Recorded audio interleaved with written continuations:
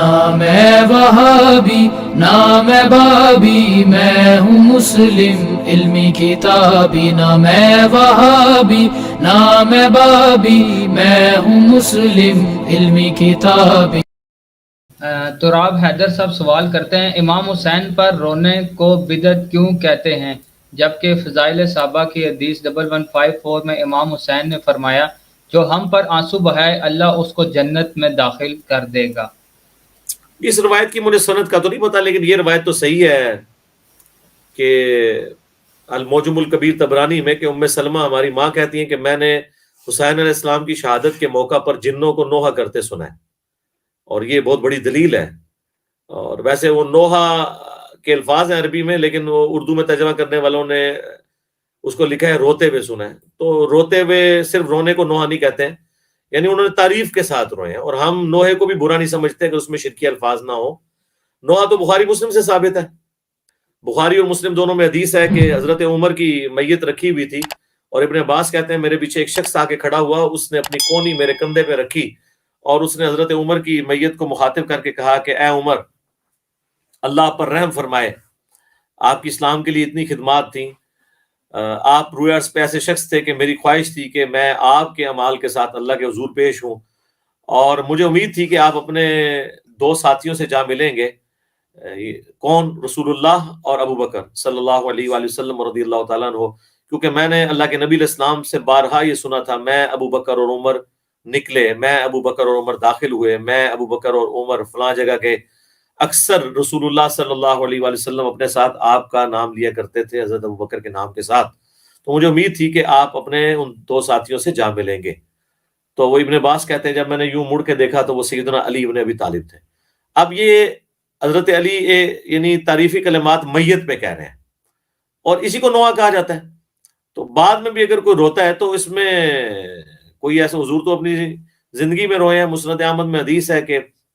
مولا علی کہتے ہیں ایک دن میں حضور کے پاس حاضر ہوا تو نبی علیہ السلام نے حسین ابن علی کو اپنی گود میں اٹھایا، وہ چھوٹے بچے تھے اور آپ کی مبارک آنکھوں سے آنسو جاری تھے، تو میں نے کہا یا رسول اللہ میرے ماں باپ قربان، آپ کو کس نے غمگین کر دیا؟ تو انہوں نے کہا کہ ابھی ابھی میرے پاس جبرائیل علیہ السلام آئے تھے اور مجھے انہوں نے بتایا کہ آپ اس بچے سے اتنا پیار کر رہے ہیں اور اسے فرات کے کنارے قتل کر دیا جائے گا، اور انہوں نے اسی وقت ہاتھ یوں مار کے، ظاہر فرشتے کا ہاتھ تھا، مجھے سرخ مٹی بھی لا کے دکھائی اس جگہ کی۔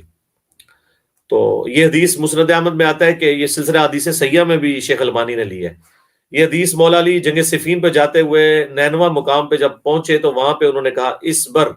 اسبر یا ابا عبداللہ، اے ابو عبداللہ صبر کرنا، تو وہ ساتھی کہتے ہیں یہ آپ کس سے باتیں کر رہے ہیں؟ تو وہ ظاہر اپنی محبت کا اظہار کر رہے تھے، تو انہوں نے کہا کہ میں اپنے بیٹے کو کہہ رہا ہوں، حسین ابن علی کی کنیت تھی نا ابو عبداللہ، کہ ابو عبداللہ صبر کرنا، پھر انہیں یہ حدیث سنائی۔ تو نبی علیہ السلام تو اس وقت بھی غمگین تھے، اور مسند احمد میں حدیث ہے، حضرت ابن عباس کہتے ہیں کہ میں نے ایک دوپہر کے وقت حضور کو خواب میں دیکھا، آپ کے ہاتھ میں خون کی شیشی ہے اور آپ کے بال بکھرے ہوئے ہیں، پرانگدہ حالت ہے۔ میں نے کہا میرے ماں باپ آپ پہ قربان، یہ آپ کی کیا حالت ہے؟ تو آپ نے فرمایا کہ ابھی ابھی جو ہے نا وہ میرے حسین اور اس کے ساتھیوں کو قتل کر دیا گیا، میں صبح سے کربلا میں ان کا خون جمع کر رہا ہوں۔ یعنی یہ تمثیل کے طور پہ تھا، یہ نہیں ہوتا کہ فزیکلی نبی علیہ السلام وہاں پہ موجود تھے، فزیکلی آپ مجھے خواب میں دیکھیں اور صبح آگے مجھے آپ پوچھیں کہ جی آپ خواب میں آئے تو مجھے تو نہیں پتا ہوگا۔ یہ ایک ڈپارٹمنٹ اللہ تعالیٰ کا ہے جو تمثیل کے طور پہ چیزیں اللہ تعالیٰ دکھا دیتا ہے، لہٰذا اس کو کوئی اس طرح کی دلیل نہیں بنائے۔ تو رونے میں نہیں ہے، ہمیں جو اعتراض ہے وہ ہے ماتم کے اوپر، جھولوں کے اوپر، پنجوں کے اوپر آگ پہ ماتم، اور یہ آج کل تو وہ نیا ماتم آیا ہے گولی کے ساتھ ماتم، ٹھیک ہے، کوئلوں پہ ماتم، گھڑے توڑ کے ماتم، زنجیر زنی، یہ ساری بدعات ہیں، ان کا اہل البیت سے کوئی لینا دینا نہیں ہے،